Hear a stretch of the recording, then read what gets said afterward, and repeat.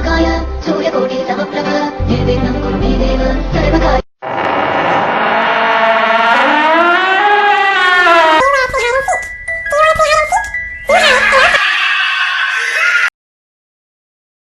Hello दोस्तों, आदाब, नमस्कार, सत श्री अकाल। कैसे हैं? हॉरर स्टोरीज तो आप लोगों के लिए मैं बहुत सारी लाता हूं और अक्सर ही लाता रहता हूं, मगर आज कुछ हॉरर सुनाऊंगा, मगर बिल्कुल अलग। इसमें कोई स्टोरी नहीं है, ये रियलिटी है। ये कुछ ऐसी इंफॉर्मेशंस है जो शायद आपको आसानी से कहीं से भी नहीं मिलेगी। मगर अगर आपका दिल कमजोर है, आपको डर लगता है, आप ऐसी चीजें सुनकर हेलुसिनेशन में जा सकते हैं, तो प्लीज इस ऑडियो से दूर रहिए। पहले से कह रहा हूं, क्योंकि इसको सुनने के बाद आपको बहुत कुछ एहसास होगा, आपकी थिंकिंग में बहुत कुछ बदलाव होगा और हो सकता है आपको अकेले रहने में डर लगे। इसलिए वही ऑडियो को सुने जिनके जिगर में दम है। तो साथियों, हम लोग हॉरर स्टोरीज सुनते हैं, भूत प्रेत की बातें करते हैं, मजे लेते हैं, मगर क्या आपको पता है कि ये जो हम बातें करते हैं वो कोरी कल्पना नहीं है भाई। ये जो चीजें हैं, ये जो थिंकिंग है, ये एग्जिस्ट करती हैं, ये सचमुच होती हैं। कैसे? तो भाई सच्ची सच्ची बात अगर मैं कहूं तो हर इंसान एनर्जी से मिलकर बना है। एक मेन एनर्जी हर इंसान के अंदर होती है जिसे हम आत्मा कहते हैं। इस आत्मा को सभी धर्मों ने स्वीकृति दी है। हिंदू धर्म भी इस आत्मा को मानता है, इस्लाम ने भी इस आत्मा को माना है, क्रिश्चियनिटी भी इस आत्मा को मानती है। और जब इंसान मरता है तो वास्तव में ये आत्मा या ये एनर्जी उसका शरीर छोड़ देती है, मगर उस शरीर में रहकर वो एनर्जी जिस तरह के कर्म करती है उस पर डिपेंड करता है उसके आगे आने वाला जीवन। क्या वो मनुष्य बनेगी या फिर किसी और योनि में जाकर कष्ट भोगेगी। अब यहां पर बात ये आती है कि ये योनि उसे कैसे मिलेगी। तो एक सिद्धांत तो ये कहता है कि इंसान के मरने के बाद आत्मा जो है वो आकाश में चली जाती है और वहां बादलों में मिक्सअप हो जाती है, बादल में मिल जाती है। वहां से बारिश के पानी के रूप में वो धरती में आती है। धरती की गोद में से होते हुए वो किसी अन्न में तब्दील हो जाती है। वो अन्न मनुष्य द्वारा या किसी भी योनि के जीव द्वारा खाया जाता है। अब यहां पे यह सिद्धांत इतनी बढ़िया चलता है कि वो अन्न जो है दो विपरीत जीवों में बंटता है। और शायद इसीलिए कहते हैं कि शादियां आसमान से तय होती हैं।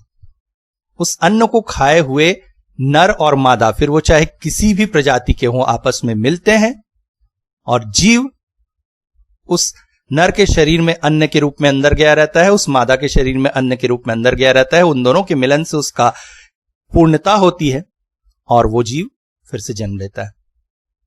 मनुष्य के जन्म लेने का सिद्धांत भी यही है कि शायद अन्न का एक हिस्सा आपके पिता ने, एक हिस्सा आपकी माता ने खाया था और इसी कारण उनका विवाह हुआ और उस अन्न की पूर्ण होने से आपका जन्म हुआ। मगर कभी कभी कर्म ऐसे होते हैं कि वो जीवात्मा के रूप में फिर से नहीं बन पाती है, तो वो किसी पैशाचिक आत्मा में परिवर्तित हो जाती है। और इन पैशाचिक आत्माओं का भी एक अलग संसार होता है। आज हम बात करेंगे इन्हीं आत्माओं के अलग अलग रूप, जिसमें सबसे पहले आता है बेताल। बेताल एक ऐसी शक्ति होती है जो कब्रिस्तानों में मंडराती है और किसी मृत शरीर को अपनी काबू में ले सकती है। जैसे ही ये मृत शरीर उसकी काबू में आता है, उस शरीर का सड़ना बंद हो जाता है और वो एक जीवित मनुष्य जैसा व्यवहार करने लगती है, जिसे अंग्रेजी में ज़ॉम्बी भी कहा जाता है। बैताल दिन के समय चमगादड़ की रूप में पेड़ों आदि में लटककर आराम करते हैं और रात को अपने शिकार पर निकलते हैं। डीमन का ज्यादातर उल्लेख क्रिश्चियनिटी में मिलता है। डीमंस को हम हिंदी में राक्षस भी कह सकते हैं। राक्षस अति मानवीय शक्तियां हैं। ये मनुष्य के रूप में कभी नहीं होती हैं। इनका पृथ्वी पर प्रादुर्भाव क्यों हुआ, इसके बारे में हालांकि कोई खास बात तो नहीं है, मगर इनका मुख्य कर्ता धर्ता शैतान को माना जाता है। ये राक्षस शक्तियां बहुत ही बलशाली होती हैं और इनके शरीर में 2 सींग और 1 पूंछ भी होती है। ये किसी भी मनुष्य के शरीर पर काबू कर सकती हैं और धीरे धीरे उसकी जीवन ऊर्जा को सोखती जाती हैं और एक दिन वो मनुष्य मर जाता है। जब किसी मनुष्य पर राक्षसी शक्तियां हावी होती हैं तो उसकी मनुष्य शरीर की शक्तियां भी बहुत अधिक बढ़ जाती हैं। वो कुछ जादुई काम भी कर सकता है, जैसे हवा में उड़ना, दूर पड़ी चीड़ों को गिरा देना, और इसके साथ साथ उस पर काबू करना भी मुश्किल हो जाता है। कभी कभी तो 10 लोग मिलकर भी उसे काबू नहीं कर पाते हैं।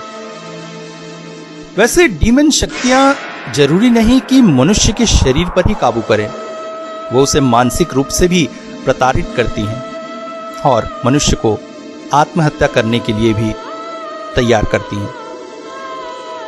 क्रिश्चियनिटी में शैतान को इनका स्वामी कहा गया है। इनका मानना है कि एक समय शैतान खुद परमेश्वर का दूत था, मगर उसे बहुत ज्यादा शक्तियां मिल जाने की वजह से उसने परमेश्वर से विद्रोह करने का प्रयास किया और परमेश्वर ने उसे नरक की आग में भेज दिया।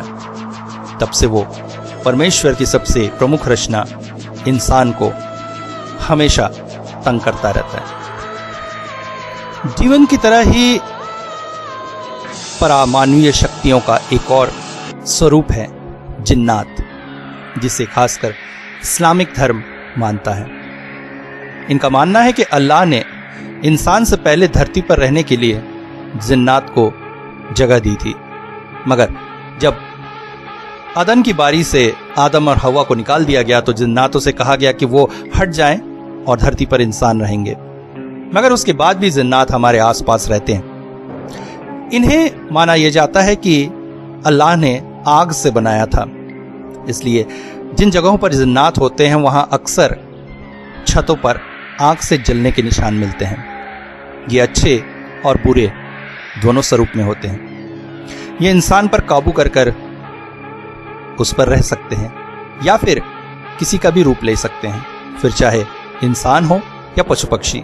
मगर जब ये किसी का रूप लेते हैं तो पूरी तरह से उसके रूप में नहीं बदल सकते। इसलिए अगर कभी किसी को ऐसा महसूस होता है कि कोई पशु या पक्षी जिन्न का रूप है तो उसमें कोई ना कोई खोट जरूर होगी, जैसे लंगड़ापन, ठीक से बोल न पाना आदि। जिन्नात बहुत शक्तिशाली होते हैं और इंसान को बहुत नुकसान पहुंचा सकते हैं, मगर अच्छे जिन्न इंसान की बहुत मदद कर सकते हैं और एक तरह से अल्लाह के द्वारा दिए गए मददगार कहलाते हैं। डायन या बिच। डायन कोई जिंदा औरत या मुर्दा दोनों तरह की हो सकती है। ये डायनें बहुत शक्तिशाली होती हैं और अपनी शक्ति को बढ़ाने के लिए इन्हें जवान औरतों की बलि अपने देवता शैतान को चढ़ानी पड़ती है। ये शक्ति प्राप्त करने के लिए छोटे बच्चों को बलि भी देती हैं और ऐसा माना जाता है कि जवान औरतों और बच्चों का खून पीने से ये डायनें जवान हो जाती हैं और कई 100 सालों तक जवान ही रह सकती हैं। इनके पास बहुत सारी जादुई शक्तियां होती हैं। चेड़ी पे वास्तव में साउथ इंडिया का एक शब्द है। ऐसा माना जाता है कि एक समय वहां पर देवदासी प्रथा का चलन बहुत ज्यादा था, जिसमें मुख्यतः स्त्रियों को मंदिर की सेविकाएं बना दिया जाता था और इसके साथ साथ वो वेश्याओं का काम भी करती थी। चूंकि इनका जीवन का भी दुखदाई बीतता था, तो जब इनकी मृत्यु होती थी तो ये चेड़ीपे में बदल जाती थी।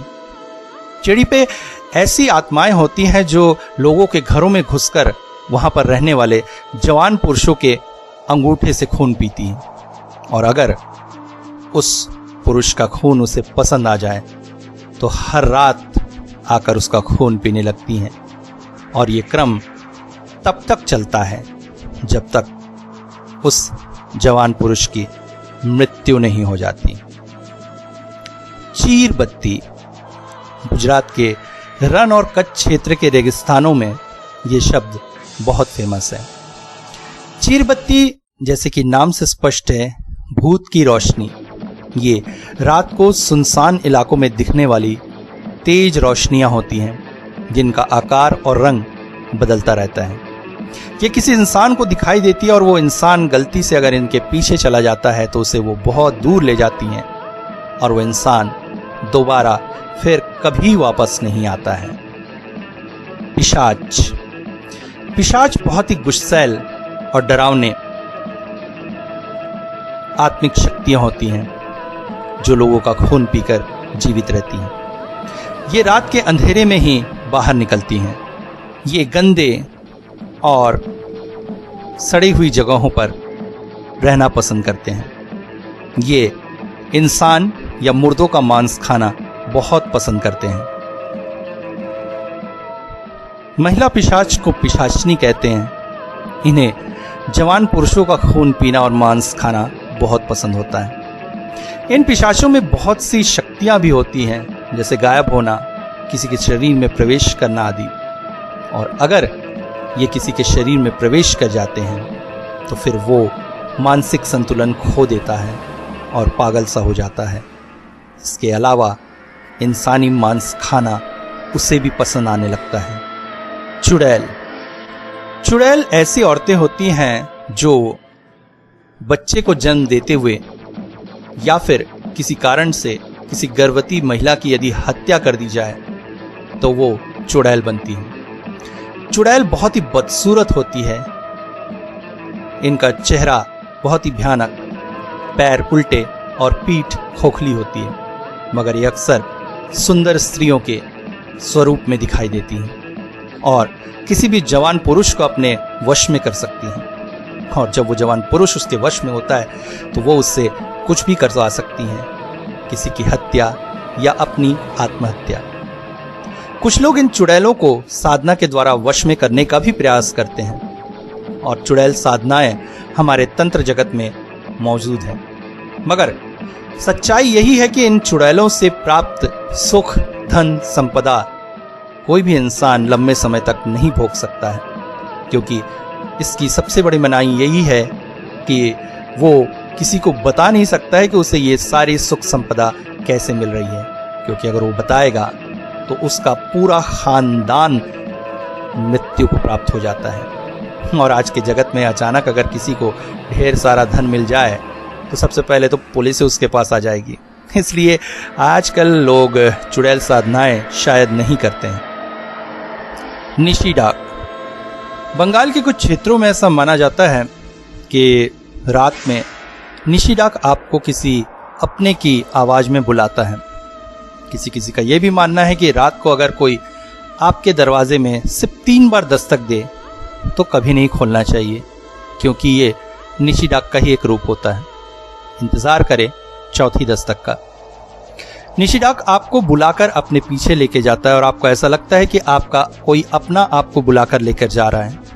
और जो निशी डाक के पीछे जाते हैं अंत में उन्हें निशी डाक का भयानक स्वरूप देखने को मिलता है और उसके पश्चात उसकी मृत्यु हो जाती है। प्रेत और प्रेतनी। जब किसी जवान लड़के या लड़की की बिना शादी के मृत्यु हो जाती है तो ऐसा माना जाता है कि वो प्रेत या प्रेतनी के रूप में परिवर्तित हो जाती है और ये दुखी जीव किसी ऐसे अमीर जवान पुरुष या स्त्री के शरीर की या फिर किसी ऐसे सुखी शादीशुदा जोड़े की तलाश में रहती है जिनके शरीर में प्रवेश कर वो अपनी वो सारी अधूरी इच्छाएं पूरी कर सके जो वो पूरी नहीं कर पाई हैं। और अगर कोई ऐसा शरीर इन्हें मिल जाए तो वो उस पर कब्जा कर कर उसकी जिंदगी जीना शुरू कर देती हैं। इनमें बहुत सारी जादुई शक्तियां होती हैं और खासकर ये छोटे तालाब या कुओं के आसपास रात के समय पाई जाती हैं। जोको या यक्ष पुराने समय में राजा इत्यादि अपनी संपत्ति की रक्षा कराने के लिए अपनी संपत्ति को किसी गुप्त जगह गाड़ देते थे और उसके साथ ही किसी मनुष्य को वहां जिंदा दफन कर दिया जाता था, ये कसम लेकर कि वो उस धन की रक्षा करेगा। ये जोको आत्माएं उस धन की रक्षा करती हैं और अगर वो धन कोई व्यक्ति चुराने की कोशिश करता है तो ये उसके पीछे लग जाती हैं और उसे बर्बाद कर देती हैं। जोको के रक्षण में दिया हुआ वो धन एक तरह से शापित होता है। पुराने समय के बहुत से बड़े बड़े राजाओं के खजाने इत्यादि इसी तरह की शक्तियों से श्रापित हैं और इसीलिए आज तक ऐसे खजानों की खोज करने वाले या तो मर गए हैं या अगर किसी को खजाने मिले भी हैं तो वो जिंदा नहीं रह पाया है। और ऐसे खजानों को जिन म्यूजियम्स में रखा गया है वो म्यूजियम्स भी श्रापित हैं। यक्षी वो महिलाएं होती हैं जिनकी बहुत बेदर्दी से हत्या कर दी गई हो। ये रात के समय अपना शिकार खोजती हैं जिनमें मुख्यतः जवान पुरुष होते हैं। ये उन्हें अपने सुंदर रूप दिखाकर रूप जाल में फंसाती हैं और अगर वो पुरुष इनकी आंखों में देखता है तो वो सम्मोहित हो जाता है और अपनी जगह पर ही स्थिर खड़ा रहता है। इसके पश्चात यक्षी उसका खून पी लेती है और उसे मारकर खा जाती। चकवा मुख्यतः महाराष्ट्र में पाए जाने वाले शक्तियों के प्रकार हैं। चकवा सुनसान और वीरान रास्तों पर अपना बसेरा बनाते हैं और रात के समय वहां से गुजरने वाले मुसाफिरों को अपने जाल में फंसाते हैं। चकवा में जाल में फंसा हुआ मुसाफिर रास्ता नहीं ढूंढ पाता है और बार बार घूमकर उसी के पास लौट आता है और अंत में वो उसे मार डालते। मगर एक बात दिल से याद रखिए कि इन सारी शक्तियों के ऊपर भी एक पराशक्ति है जिसने इन्हें बनाया है और उसका कंट्रोल इन पर चलता है। हम और आप अगर इनके चंगुल में फंसते हैं तो हमारे किसी कर्म की वजह से और उस परमेश्वर की इच्छा से ही। यदि उसकी इच्छा नहीं होगी तो ये शक्तियां आपके पास कभी नहीं आ सकती, ये आपका कुछ नहीं बिगाड़ सकती। और परमेश्वर की इच्छा तभी होती है जब मनुष्य उससे दूर होता है। तो परमेश्वर के जिस रूप की भी आप पूजा करते हैं, चाहे वो हिंदू भगवान हो, चाहे वो अल्लाह हो, चाहे वो जीसस हो, परमपिता परमेश्वर हो, चाहे वो वाहेगुरु हो, चाहे वो बुद्ध हो, चाहे महात्मा हो, जैन हो, चाहे मां का रूप हो, चाहे जिस रूप में भी हो, सच्चे दिल से परमेश्वर की आराधना कीजिए। एक बार परमेश्वर का डर अगर आपके दिल में है तो फिर ऐसी कोई भी शक्ति आपका कुछ नहीं बिगाड़ सकती।